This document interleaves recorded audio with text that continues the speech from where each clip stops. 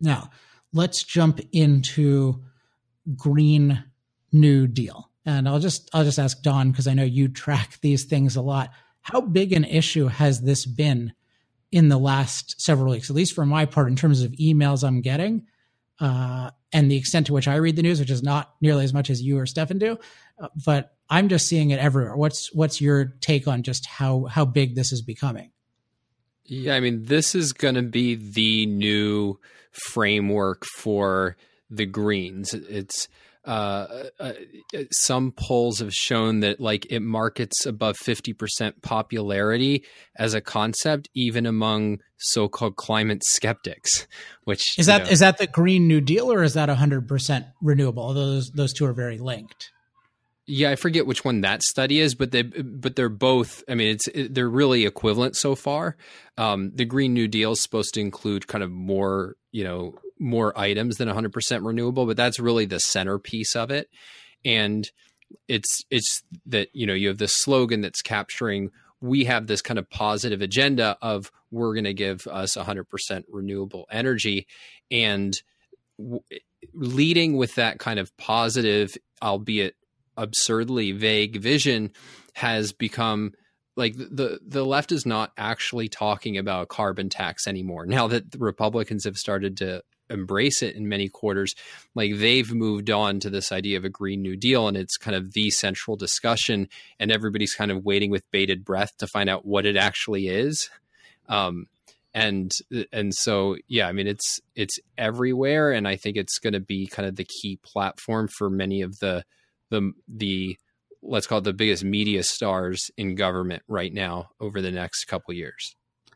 So let me give my framework for thinking about this as a persuasive device, and then I'll talk about it as a nightmarish political proposal. By the way, I don't know if anyone can hear. I'm in Laguna Beach, and there are a lot of dogs around here, and some dogs seem to have figured out how to penetrate the glass of the windows that I'm next to. So I apologize if you hear that. Nobody is being tortured. They're just some cranky dogs.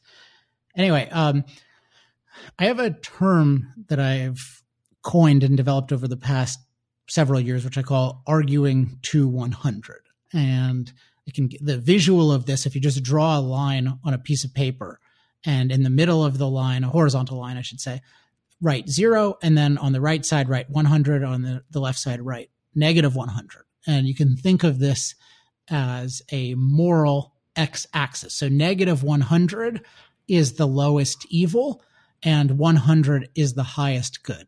And my view is that in just about every discussion, the way that discussion proceeds depends on how 100 and -100 are defined, and that what great communicators do is that they define, or at least very persuasive people, they will define 100, and then they'll argue that their policy is the best way to get there. Then they'll define -100, and then they'll say that their opponent's policies are bringing us to -100.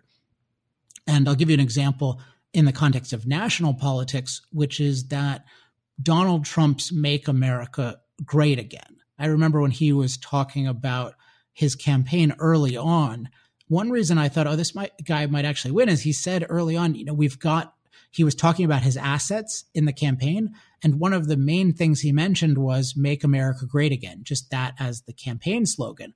And people probably thought that was superficial. In a certain way, you could say it's superficial. But I thought immediately, this guy has a 100. And what he really did, leaving aside the merits or not of this, just as a persuasion device, what he did was he framed the debate with 100 as American greatness and -100 as American decline. And before Trump came along, I think the dominant framework in the US was a 100 of equality and a -100 of inequality. And what Trump did is instead of just playing that game, he defined a new lowest evil and a new highest good. And therefore he framed the debate, and then everyone had to react to him. And what we in the energy debate, the way it's been framed historically and the way it's being framed in this Green New Deal is that 100 is green energy and that negative 100 is more fossil fuel energy.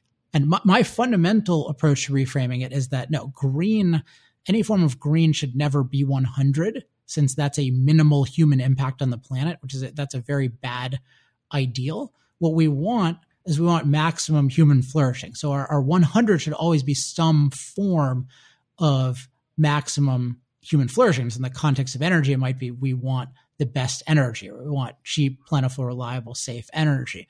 But it needs to be all about, we need to have a positive defined, and the positive should be some form of human flourishing.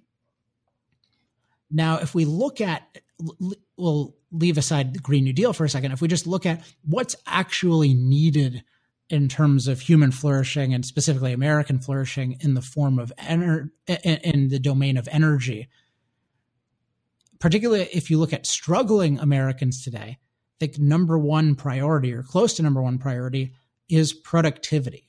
What really material flourishing requires is greater and greater productivity. And there are real concerns that a lot of people have about, will I be able to be productive in the future? There's this kind of thinking of, will I be replaced by a machine? And that's not the right way of thinking about it. But there are people very legitimately concerned about, will I be able to be productive in the future, for a whole host of reasons, including a really bad educational system.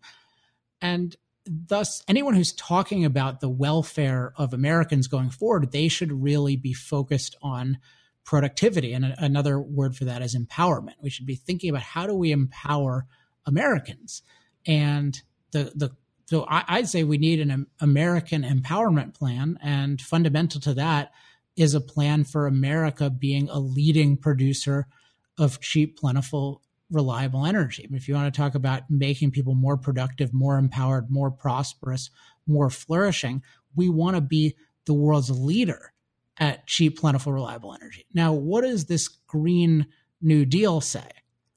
Well, it says that we should mandate 100% renewable. It's not even 100% non-carbon. They're against new hydro, and they're against nuclear, which is by far the best, most scalable non-carbon source. So it's so dogmatic that they're saying we only want to use new energy sources from the sun and the wind.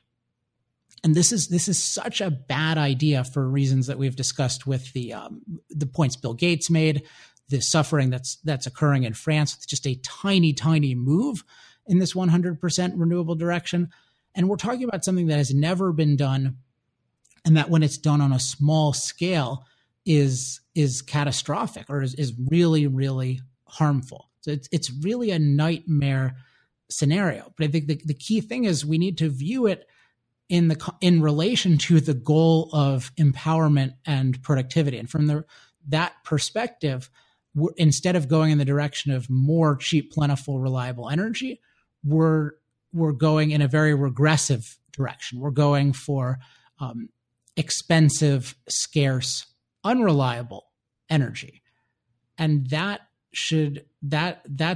really, really bad. But it's only bad if we have an idea of what good is. So what I'd really like to see from, in this case, Republicans, or I hope Democrats too, who oppose Ocasio-Cortez and that cabal, is having a positive vision for something like an American empowerment plan, and then showing how this is taking America backward. So if you wanted a real slogan for the Green New Deal, it would be "Make America Poor Again." Because that's what it is. America used to be poor, right? Before we had an industrial revolution and fossil fuels, we were super poor. We're poorer than African countries today. And this is basically saying, let's have an energy policy that makes us poor again. And there are a lot of interesting questions about exactly how to frame this. But my number one point is just recognize that if you let the side that frames the debate is going to win the debate. And right now, to allow somebody to frame the debate around the world's worst energy sources is a big problem. So we need to have a positive vision where we have truly great energy that makes possible true greatness, not in terms of superiority necessarily, but like true greatness in terms of a prosperous society. And for America to mandate the world's worst energy sources, like, what could possibly put us in more jeopardy? What could possibly be worse for poor Americans? What could possibly be worse for jobs, for productivity, for the military? One subject I might discuss next week or soon is this idea that you hear from Bernie Sanders and others, that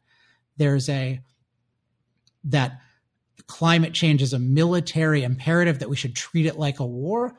Well, there's so many problems with that. One is that Bernie Sanders and people like that are pacifists, and their usual response to people attacking us is to just blame ourselves and to have no coherent response and to hope that they stop attacking us.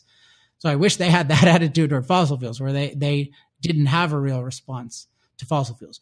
But in terms of, you want to talk about military, what is more important to military considerations than fossil fuels? Because fossil fuels allow us to be a prosperous country that can build a great military.